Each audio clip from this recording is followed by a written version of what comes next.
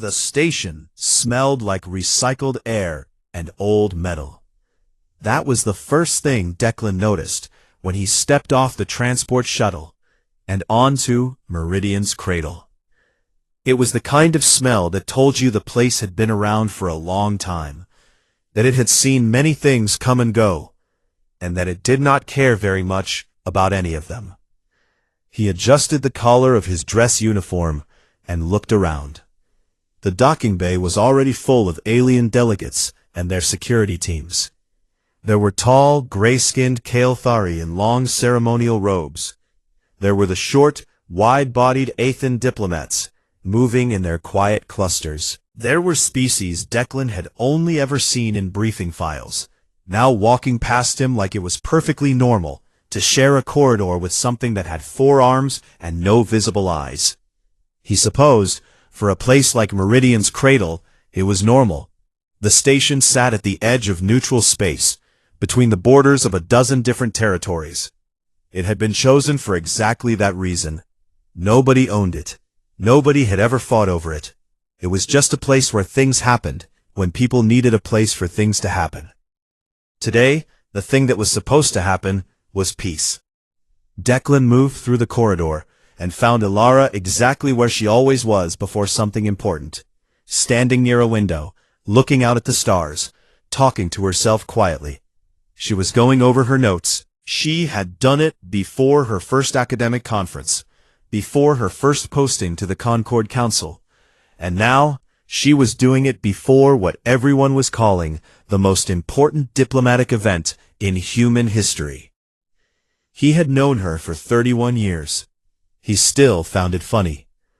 "You already know everything in those notes," he said, coming to stand beside her. She looked up. She had dark eyes and a small scar above her left eyebrow from a hiking accident when she was 12.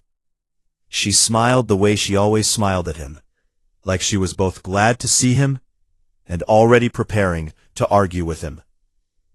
Knowing something and being ready to say it in front of 40 alien delegates are 2 different things, she said. "You'll be fine." "I know I'll be fine. I just like to be prepared." He looked out at the stars with her for a moment. Somewhere out there, past the edge of the neutral zone, was Kael'thari space. 11 years of border skirmishes, of contested colonies, of humans and Kael'thari dying in the dark between stars for reasons that had long since stopped making sense to anyone. Ilara had spent 3 of those years working on the ceasefire terms. She had read every document, spoken to every survivor, and argued in front of the Concord Council until her voice gave out. She had done it because she believed, truly, completely, without any hesitation, that it could end. Declan believed in her. He was less sure about everything else. "I want to talk to you about the Kael'thari security detail," he said. She turned to look at him. "Declan, 14 of them. That's 4 more than the agreed number. I've flagged it, but the station coordinator said it's within acceptable range, because 2 of them are." "Declan." Her voice was gentle but firm. "Not a battlefield. Every battlefield started at something else." She put her hand on his arm, briefly, the way she had done since they were children, whenever she wanted him to slow down and listen. "I need you to trust me. I need you to stand at your post, look professional, and let me do what I came here to do. Can you do that?" He looked at her for a long moment. Then he nodded. "Good," she said, and went back to her notes. The main hall of Meridian's cradle had been decorated for the occasion. Long banners in neutral colors hung from the ceiling. Tables had been arranged in a wide circle, with each delegation seated behind the symbol of their people. Human delegates sat in blue, Kael'thari in silver and black, the neutral Athan observers in pale gold. Declan stood at the edge of the room with 3 other members of the human security team. He watched the room the way he had been trained to watch rooms, not looking at faces, but at hands, at posture, at the small signals that people gave off when something was about to go wrong. Nothing looked wrong. High Delegate Vreth of the Kael'thari sat across the table from Ilara. He was tall even by Kael'thari standards, with the flat, angular face of his species, and pale eyes that moved slowly and deliberately, like a creature that had never needed to hurry. He wore his rank medallions across his chest, and held himself with the particular kind of stillness that powerful people learned to perform. Ilara sat across from him and spoke without notes. She didn't need them anymore. She laid out the final terms with a calm and clarity that made the room go quiet. The contested territories in the Varen cluster would be placed under joint administration. Both sides would pull their military vessels back to established borders. A permanent council would be created to handle future disputes. It was fair. It was reasonable. It was the result of years of work. When she finished, Vreth looked at her for a moment without speaking. Then he said in the flat and measured tone his species used for formal occasions, that the Kael'thari Dominion accepted the terms. The room responded. Not with cheering. This was a diplomatic hall, not a stadium. But with the particular kind of exhale that a large group of people makes when something they have been afraid of for a long time suddenly becomes less frightening. Someone started applauding. Others followed. Declan watched from his position at the edge of the room, and felt something loosen in his chest that he hadn't realized had been tight. The treaty documents were signed. First Ilara, then Vreth, then the witnesses from the neutral delegations. Cameras recorded everything. The footage was already being transmitted across the Concord's network, to every world that had been watching and waiting. The delegates began to move. The formal part was over. Now came the part where people stood around and said things like historic moment and new chapter, and finally. Ilara was walking toward the far end of the room, speaking quietly with one of the Athen observers. Her back was to the main table. Declan was watching her, not because he was worried, but because he was always watching her. He saw Vreth raise his arm. He saw the weapon. He was already moving when the sound hit, a sharp, flat crack that cut through every conversation in the room at once and left nothing behind it but silence. Ilara dropped. Declan crossed the room in seconds that felt much longer. He caught her before she reached the floor. He went down with her, both of them on the polished surface of the hall, and he pressed his hand to the wound and felt the warmth of her blood against his palm, and said her name, once, clearly, like saying it could do something. She looked up at him. Her eyes were still sharp, still hers. She said something, very quietly, just for him. He leaned down to hear it. Then she was still. He stayed where he was, holding her, while the room erupted around him. Shouts, movement, the sounds of a peace summit becoming something else entirely. He did not look at the chaos. He looked up slowly, across the room, and found Vreth still standing at the table, the weapon still in his hand, watching Declan with those pale, slow-moving eyes. And for the first time in his life, Vreth saw something on a human face that he did not have a word for. He would spend a long time trying to find one. The news reached every corner of the galaxy within hours. It traveled faster than any ship could fly. It moved through communication relays and signal towers and the deep space networks that connected the Concord's many worlds together. By the time the sun set on Kael'thos Prime, the Kael'thari homeworld, every species with a receiver and a screen had already seen the footage. They saw the treaty being signed. They saw the applause. They saw Ilara Voss walking across the hall, speaking, alive. And then they saw her fall. The reactions came quickly, as reactions always did. The Athen Collective issued a formal statement of condolence within 2 hours. The Varani Border Councils called for an emergency session.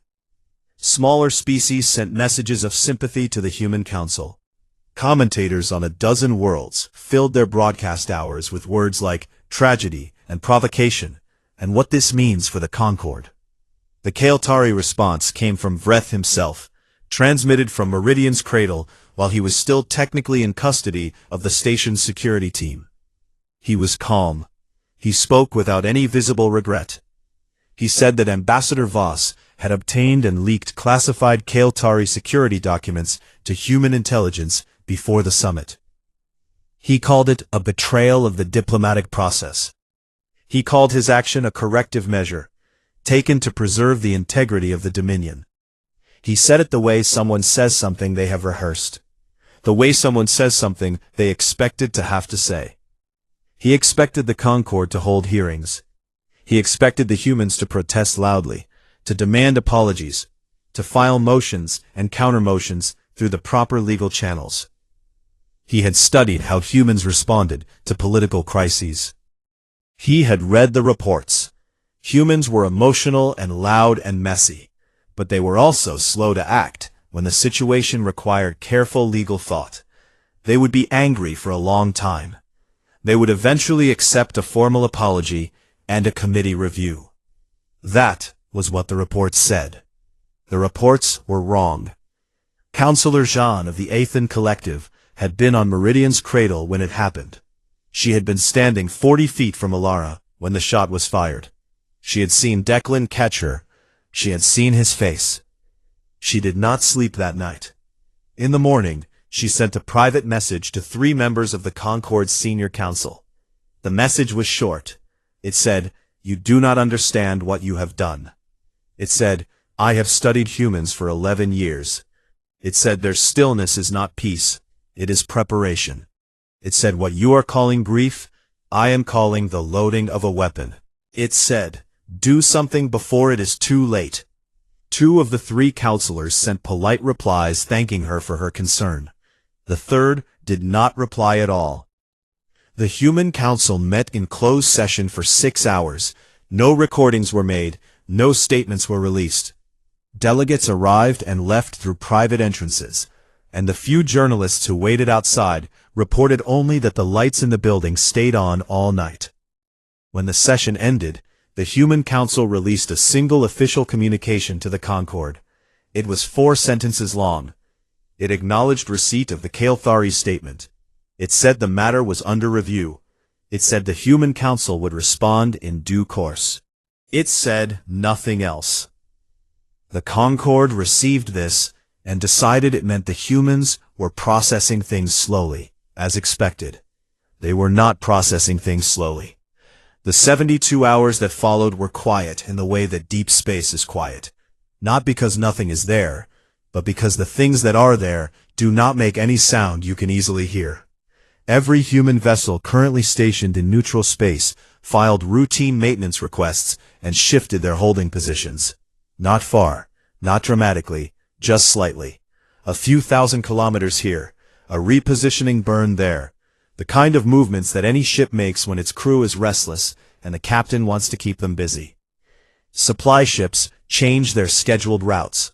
Reserve units that had been on low readiness status were quietly brought up to full operational standing. Fuel depots near the Kael'thari border received unannounced resupply runs. Military communication channels that had been running on low-frequency civilian bands switched back to encrypted military protocols. None of it was announced. None of it was explained. It happened the way a tide comes in, slowly, without any single moment you could point to and call the beginning. A junior analyst at the Concord's Joint Monitoring Station noticed some of it on the 2nd day. She filed a report. The report was reviewed by a senior coordinator who decided the movements were within normal parameters and did not escalate it. On the 3rd day, Counselor Jean filed her own alert through official Concord channels. She attached charts. She attached timestamps. She attached a brief history of human military mobilization patterns, drawn from every conflict humans had ever been involved in. She titled the document, "This is not grief. This is what comes after."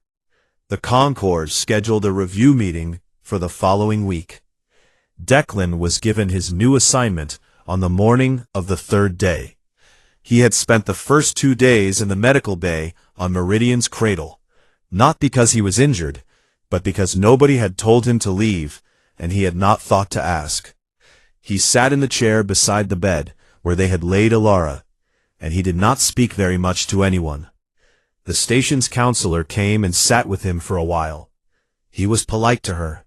He answered her questions in short, honest sentences. He told her he was not going to do anything harmful. He told her he just needed a little time. She believed him. She was right to believe him. He was not planning anything harmful. He was planning something precise. When the orders came through on his communicator, he read them twice. Then, he stood up, straightened his uniform, and walked out of the medical bay without looking back at the bed. The orders gave him a new title, Special Operations Commander, Velthari Theater. It came with a clearance level he had never held before, and access to a command channel that went directly to Admiral Saya Oren's office. He sent a single acknowledgement message to confirm receipt. Admiral Oren replied almost immediately. The message was 4 words. No explanation, no strategy documents, no mission brief with objectives listed in careful numbered order. Just 4 words. Bring us Vret's world. Declan read it once, put his communicator in his pocket, and went to find his team. On the 4th day, the Concorde's monitoring station issued an urgent notice. It had taken them that long to compile a complete picture of the human fleet movements. The report ran to 60 pages. The summary at the top was much shorter. It said, human military assets near the Kael'thari border have increased by an estimated 63% over the past 72 hours. It said, this does not match the profile of a political protest or a defensive repositioning. It said, this matches no known human response pattern in our existing models. The last line of the summary said, we do not know what this is. Vreth read the report from his temporary holding room on Meridian's cradle. He read it carefully. He read the numbers. He looked at the maps. He sat with the report for a long time. Then he requested an urgent communication line to the Concorde's senior council. He told them the humans were bluffing. He told them no species went to war this fast, not over one person, not without a formal declaration. He told them their legal system would slow them down. He told them their public would not support it. He said all of this with great confidence. He was afraid while he said it. He just did not have a word for that kind of fear yet. The particular fear of realizing that everything you were taught about someone was true and also completely useless, because you had forgotten to ask what they loved. The first thing that went dark was a communication relay station near the edge of Kael'thari space. It did not explode. It did not burn. It simply stopped transmitting. One moment, it was sending its regular signal, the steady pulse that Kael'thari Border Command had been receiving for years without ever thinking about it. And then the next moment, there was nothing. Just silence where the signal used to be. The border commander who noticed it assumed it was a technical fault. He logged it and sent a maintenance request. Then 20 minutes later, a second relay station went quiet. Then a third. By the time he realized these were not technical faults, 6 stations were dark, and the maintenance crew he had dispatched to the first one had stopped responding. He sent an urgent message to the High Command on Kael'thas Prime. Then, he sat in his chair and stared at the blank spaces on his monitoring screen where the signals used to be. And he felt something that Kael'thari soldiers were not supposed to feel on duty. He felt afraid. General Harith of the Kael'thari High Command received the border commander's message at the same time he received 4 others, all from different sectors, all saying roughly the same thing. Stations going dark. Supply depots that had been fully stocked the day before, reporting that their automated inventory systems had been quietly drained overnight. A fuel processing platform near the Varen cluster border had simply stopped responding to all contact. He spread all the reports across his desk and looked at them together, which was something his training had taught him to do. Individual reports could be noise. Patterns were something else.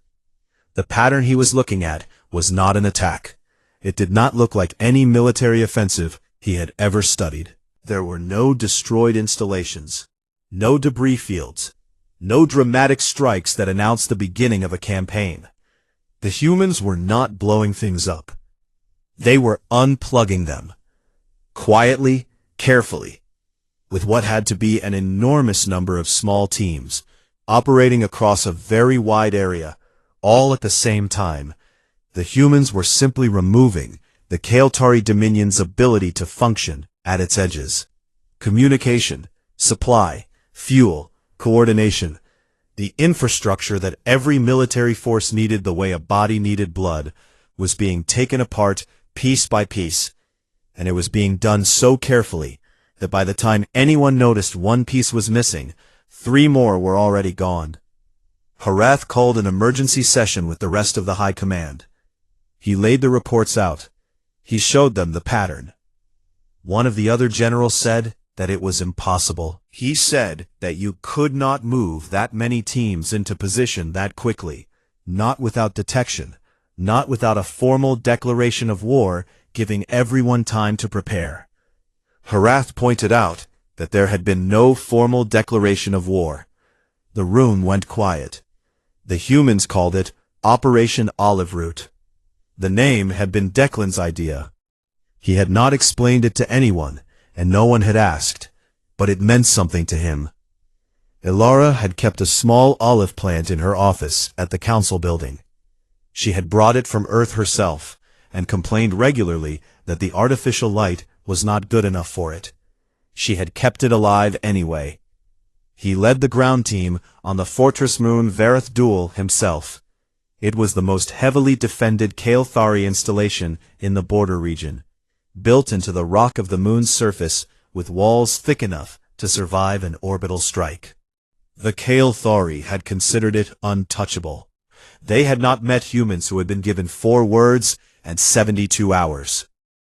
Declan's team went in through a maintenance tunnel that should not have been accessible from the outside. It was accessible because a human intelligence operative had been in Kael'thari space for 3 weeks before the summit, which was something nobody on the Kael'thari side had thought to check for, because the summit was supposed to produce peace, and there was no reason to expect human intelligence activity during a peace process. There was a lesson in that. Declan did not have time to teach it. The team moved through the tunnels in the dark, because humans had trained in low-light conditions for this kind of operation, and because moving in the dark meant the automated defense systems, which were calibrated for the wider corridors and brighter lights of the main installation. Each soldier wore gear marked with small hand-drawn symbols, initials, names, small pictures. One of the younger soldiers had the letters EV written on the back of his left glove. He had done it himself, the night before the operation, with a marker he had borrowed from the team's medic. Declan had not ordered any of them to do this. They had all done it on their own. They moved without talking. They communicated in hand signals and occasionally, in the very quiet way that soldiers who have trained together for years communicate. A look, a tilt of the head, a slight shift in body position that meant move left, or stop, or now. The first Kael'thari resistance came at the 3rd junction. The humans moved through it, the way water moves through a gap. Not by pushing harder, but by finding the exact shape of the opening and flowing into it precisely. Afterward, kneeling in the corridor while his team secured the junction, one of the soldiers, a woman named Reyes, who had been doing this for 9 years, hummed something softly under her breath. It was not a war song. It was an old, slow song from her home region on Earth, something her grandmother had sung. She hummed it because it helped her stay calm, and staying calm kept her alive, and staying alive meant she could finish what they had come here to do. The Kael'thari soldier they captured near the installation's control center was young. He had frozen at the sight of them, which was a reasonable response. Declan told him, in simple, clear terms, that he was not going to be harmed, that he was going to be secured and held, and that if he cooperated, he would be treated well. The young soldier cooperated. Later, when he was debriefed by Concord observers, he was asked to describe the humans who had taken him prisoner. He thought about this for a long time. He described their movement and their equipment and the way they worked together. Then the observer asked if there was anything else he remembered. The young Kael'thari soldier was quiet for a moment. He said that before the humans breached the final door of the control center, they stopped for exactly 3 seconds. And in those 3 seconds, every one of them said the same word. He had not known the word at the time. He had looked it up afterward. It was a human name. Elara. They said it the way his people said certain ancient words. Not loudly, not as a battle cry, but quietly, with weight. The way you say something when you want the universe to hear it and remember it. Then they went through the door. The Concord observers watching the operation from the neutral monitoring station above Vareth Duel sent a report to the senior council that was different in tone from anything they had sent before. Previous reports had been clinical and precise. This one was careful in a different way, the way a person is careful when they are trying to describe something they do not fully understand. It said the operation did not match any standard military doctrine in the Concord's database. It said the humans showed no signs of the hesitation or internal conflict that their psychological models predicted for a species engaging in aggressive military action without a formal declaration. It said the soldiers appeared, by all observable measures, calm. Then it said something that the senior council read 3 times before moving on. It said, they do not appear to be angry. They appear to be certain. There is a difference, and we believe the difference matters, though we are not yet able to explain exactly why. The senior council forwarded the report to Vreth, who was still being held on Meridian's cradle. He read it once. He asked the station guard outside his door if he could have a glass of water. The guard brought it. Vreth drank it slowly and stared at the wall and thought about all the reports he had read about humans over the years. All the data and analysis and careful predictions. And he tried to find the place where all of it had gone wrong. He could not find one single place. It had all gone wrong everywhere, all at once, because he had read everything about what humans did and nothing about what humans were. Kael'thos Prime was a cold world. It had tall cities built from dark stone, and wide rivers that ran gray in the winter light, and skies that were almost always the color of old iron. The Kael'thari had built their civilization on this world over thousands of years, and it showed in every street and building, the weight of a long history pressed into the architecture, into the way the cities sat on the land, permanent and serious and sure of themselves. By the time Declan's team arrived in orbit, the planet was no longer sure of anything. The isolation had taken 12 days. One by one, every supply line, every communication channel, every military relay station connecting Kael'thos Prime to the rest of the Kael'thari Dominion had been quietly severed. Not destroyed, severed. There was a difference, and the difference was intentional. Destruction would have meant debris, fire, the dramatic evidence of an attack that could be shown to the Concord and used as justification for a response. Severance meant silence. It meant a planet that could still function internally, but could no longer call for help, could no longer move ships in or out through coordinated jump corridors, could no longer pretend it was connected to a larger power. The Kael'thari High Command had tried everything. They had sent ships to re-establish connections manually. Those ships had been intercepted and held, not destroyed, at the edge of the exclusion zone that the human fleet had drawn around the planet. They had tried broadcasting on emergency frequencies. The broadcasts went out and received no reply because the relay stations that would have carried them were offline. They had tried negotiating through the Concord, but the Concord's mediators were still 3 days away, traveling at the fastest speed their ships could manage. 12 days.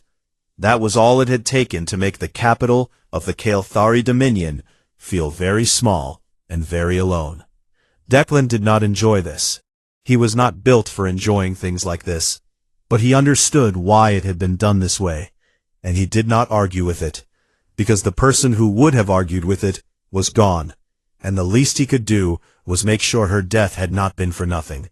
He led the ground team into the capital himself. The streets of Kael'thas Prime's capital were not empty, but they were quiet. Citizens watched from windows and doorways as the human soldiers moved through in small, careful groups. The soldiers did not shout. They did not fire into the air. They did not do any of the things that an invading force was supposed to do to announce itself and establish fear. They just moved, steadily, purposefully, toward the government district at the center of the city. A group of young Kael'thari civilians stood at the corner of one of the wide boulevards and watched them pass. One of the human soldiers, a tall man named Taurus, who had a photograph tucked into the band of his helmet, noticed them watching. He stopped for a moment and looked back at them. Then he nodded, the way a person nods when they pass someone on a street, and kept walking. The civilians talked about that nod for a long time afterward.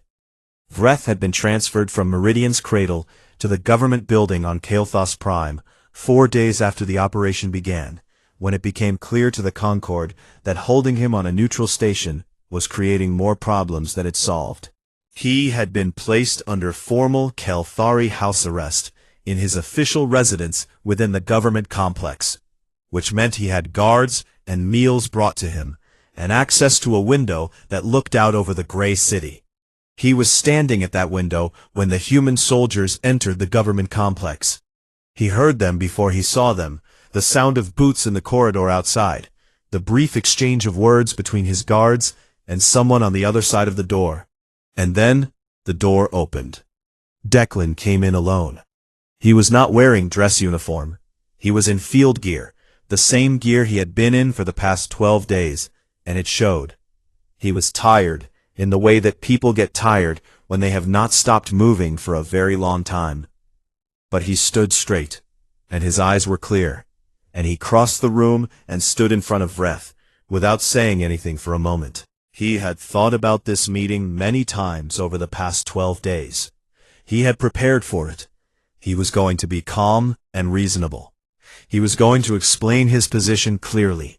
He was going to remind this human that Alara Voss had stolen classified documents, that she had broken the terms of the diplomatic process, that what he had done had been a legal corrective action under Kael'thari law, and that emotion was not a valid basis for military aggression.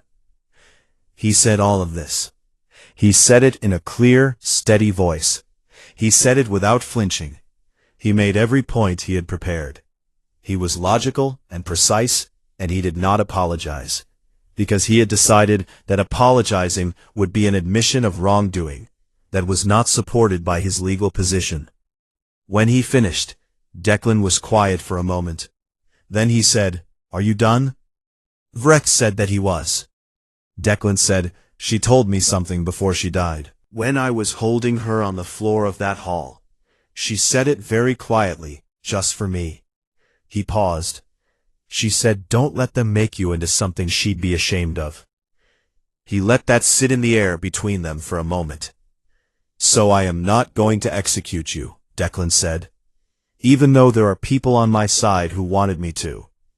Even though part of me has wanted to every single day for the past 12 days.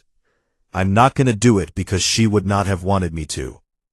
Because she believed, right up until the moment you shot her in the back, that the right way to handle things was through process, through law, through the kind of systems that give everyone a fair result, even when they don't deserve one."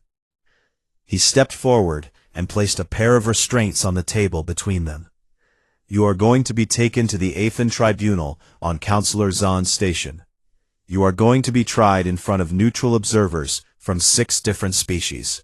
You are going to have a lawyer and a formal hearing and every protection that the Concord's legal code allows. And then," Declan said, "you are going to be held accountable, properly, on the record, in front of everyone." Vreth stared at him. "That is worse," Vreth said, and he said it quietly, without meaning to say it out loud. Declan picked up the restraints and looked at him. "I know," he said. The formal surrender of the Kael'thari Dominion was signed 2 days later. The terms were not cruel. The Varen cluster would be placed under a joint humanitarian council. Kael'thari military vessels would return to their home borders. Reparations would be paid into a fund administered by the Concord, with a portion designated specifically for the families of those lost in the 11-year conflict. There was no humiliation written into the terms, no language designed to grind the Kael'thari into the ground and make them feel the full weight of their defeat. The humans had written the terms the way Alara would have written them, fairly, practically, with an eye toward what actually needed to happen for things to get better. This surprised many people. Admiral Oren addressed the full Galactic Concord in a session that was broadcast across every network in known space. She stood at the center of the council floor and spoke without notes, the way Alara had always spoken. She said that humanity had not come to conquer. She said they had come because the Concord had allowed a murderer to stand in a peace hall and call it politics. And because if that was allowed to stand without consequence, then every diplomat, every ambassador, every person who ever walked into a room and tried to make something better was walking into a room where their life meant nothing. She said humanity would always come, for every one of theirs. She said, to remember that not as a threat, but as a fact, the way gravity was a fact, the way distance was a fact, something that simply existed and would continue to exist whether anyone liked it or not. The council chamber was very quiet when she finished. Councillor Zahn, sitting in the Athen section, looked around at the faces of the other delegates. She saw the things she had been trying to describe in her reports and her warnings and her urgent messages that nobody had read carefully enough. She saw understanding. Finally, and too late to have avoided all of this, but real. She thought about Alara Voss, whom she had met twice and liked very much. She thought about the way Alara had spoken about humans when asked. Not with pride exactly, but with a kind of quiet confidence, the way someone speaks about something they know deeply and trust completely. She thought Alara would have been unhappy about the war.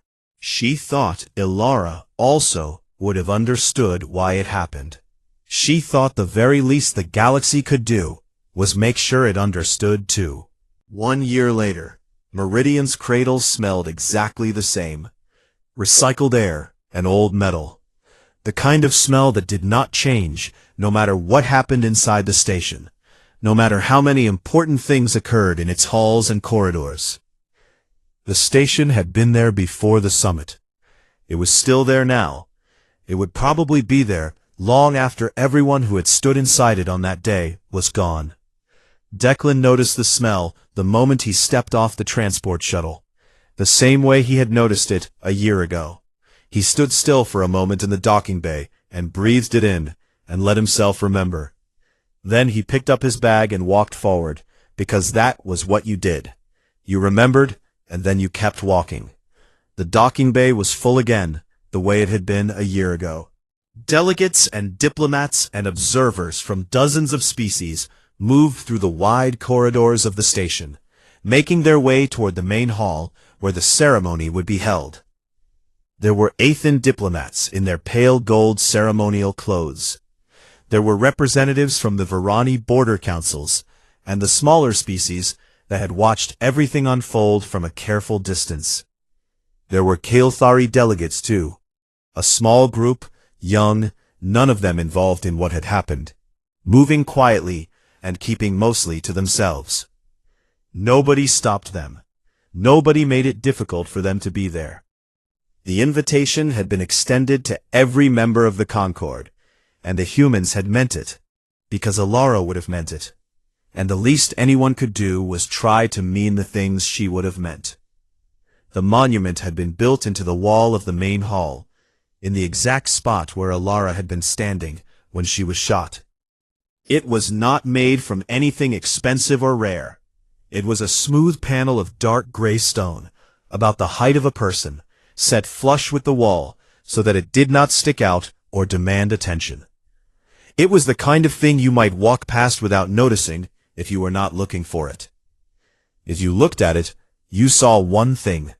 Not a title, not a list of achievements, not a long inscription about sacrifice and history and what her death had meant for the future of the Concord.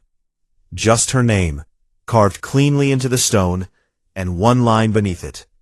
She believed it was possible. She was right. Declan stood in front of it for a long time before the ceremony began.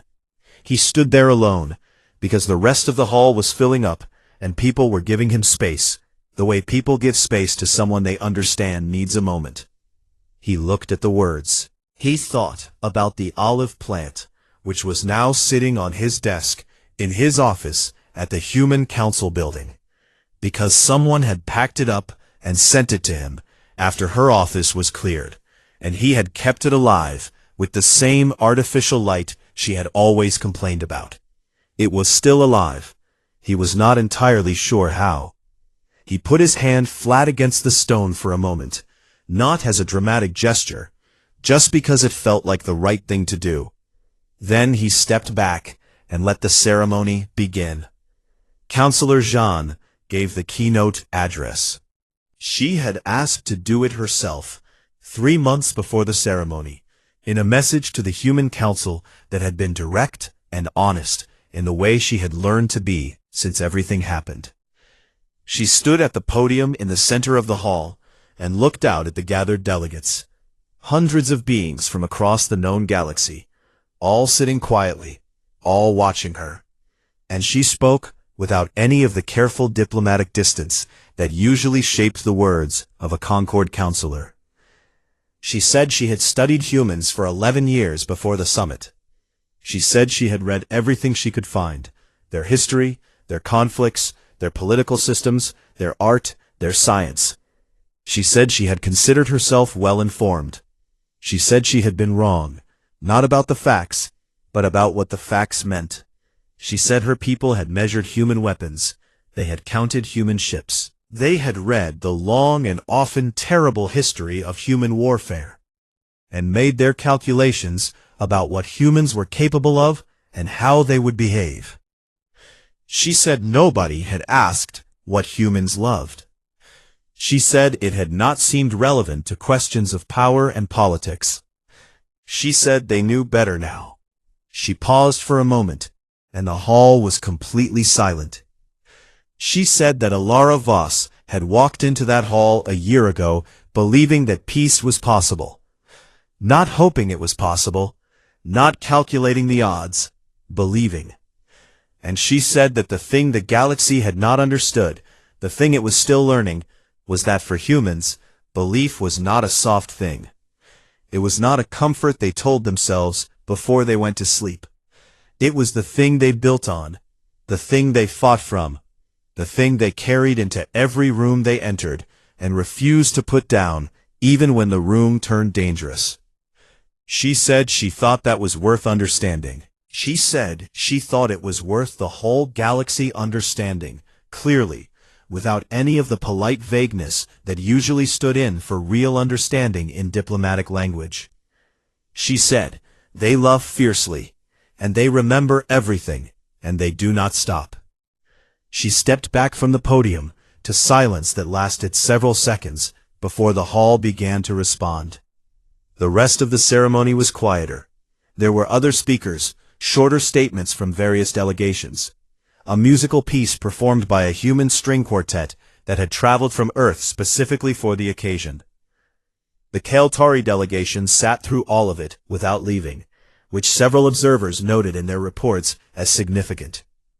Afterward, people moved through the hall in the way they do at the end of formal events, in small groups, talking quietly, finding the people they knew, and standing with them. Food had been brought in, because the human delegation had insisted on it, and because Alara had believed that you could not have a real gathering without feeding people. The humans were the loudest people in the room. They laughed at old stories about Alara, things she had said, things she had done, the time she had argued for 40 minutes with a Concord legal coordinator over the wording of a single sentence, and won. They cried sometimes too, without hiding it or excusing it, just letting it happen the way humans let things happen when they have decided they are not ashamed of feeling them. They introduced themselves to strangers. They hugged people they had not seen in months. They poured drinks and offered them to whoever was standing nearby, regardless of species. Several of the alien delegates watched this and did not know what to make of it. One of the younger Athen observers asked her senior colleague quietly whether the humans were sad or happy. The senior colleague thought about this for a moment and said, honestly, that she was not sure the two things were separate for humans the way they were for other species. Near the end of the evening, a young Kael'tari diplomat made her way across the hall to where Declan was standing. She was very junior, new to her posting, and she had spent most of the evening working up the courage for this. She stopped in front of him and introduced herself. He shook her hand, the human way, and she had practiced this so she did it correctly. She asked him the question she had been carrying since she first heard about the war, since she first read the reports and tried to understand how a species had mobilized that fast, moved that decisively, and then, at the end of it all, chosen a trial over an execution. She asked him why humans bothered loving so hard when losing was always a possibility. When the people you loved could be taken from you at any moment, in any place, even a peace summit, even when everything was supposed to be fine. She asked why they kept doing it when it clearly hurt so much. Declan looked at her for a moment. He had a glass in one hand.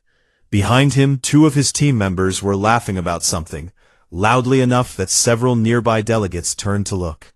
He said, because it is the only thing in the universe that actually scares the universe back. She thought about that on the transport home. She was still thinking about it 3 days later when she arrived back at her posting. She wrote it down because she did not want to forget it, and she kept the paper on her desk for a long time. At the same moment, on every human colony, on every human ship, in every human station from one end of known space to the other, things went quiet. Not because anyone announced it, not because an order came down through any official channel. Just because word had passed the way word passes between people who know each other and care about the same things. Person to person, message to message, across the vast distance between stars. 1 minute. All at once, everywhere. Not in mourning, in remembrance. There was a difference, and the humans knew exactly what it was, even if they had never quite put it into words. In the main hall of Meridian's cradle, Declan stood in front of the stone for the last time that evening. The crowd had thinned. The lights were lower. The hall was settling into the particular quiet of a place where something important has just finished happening. He stood there for 60 seconds and did not say anything at all. He did not need to. She already knew. He picked up his bag, walked back through the corridor that smelled like recycled air and old metal, stepped onto the transport, and went home.